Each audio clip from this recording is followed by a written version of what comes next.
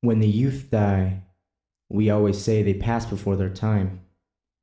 But at what time in a life will they say that we just died? And if I euthanize myself at the peak of my health, will they still speak of me like I couldn't tell the wrong from the right?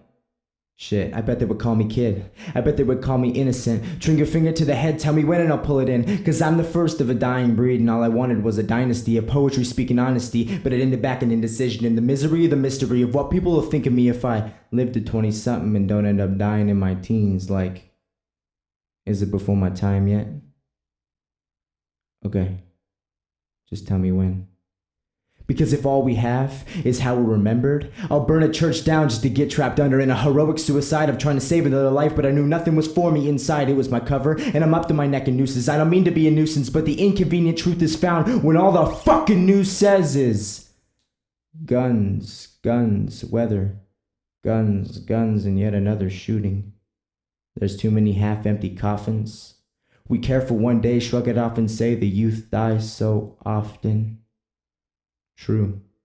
So just tell me when, so I can bid adieu to killing time and kill myself instead. But we won't break bread cause I've broken enough skin. I guess that's the difference between a starving artist and a well-fed. And if I met Father Time, I'd tell him to kill himself for all the trials in this world that he has yet to tell. And if his brother the Reaper calls to collect again, I'm gonna let it go to voicemail cause I haven't picked who to haunt yet if I don't get into hell. And that's if hell exists, or if this isn't it, if the devil himself would even take me in. And I wish he would just so that I could report back home that Satan's taking applicants from even the best of kids.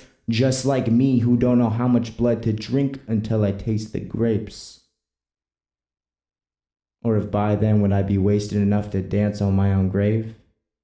In a drunkenly manner, a slurring rant and rave about a boy with good morals and a lack of faith, turned into a saved man but now a cripple, with a grip hold on a Bible and a mind on a raffle. Living life inside scriptures is like living with a blindfold, so wrapped up in your afterlife that you put aside the real world. But the rest of us have to live here, so would you mind keeping your mouth closed if your mind matches? And if the match is light, would you sift through my ashes for dust mites?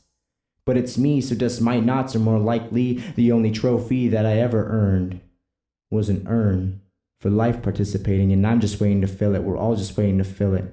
Affiliating a creative feeling until someone else kills it. And someone always does, and everything we love becomes our disease.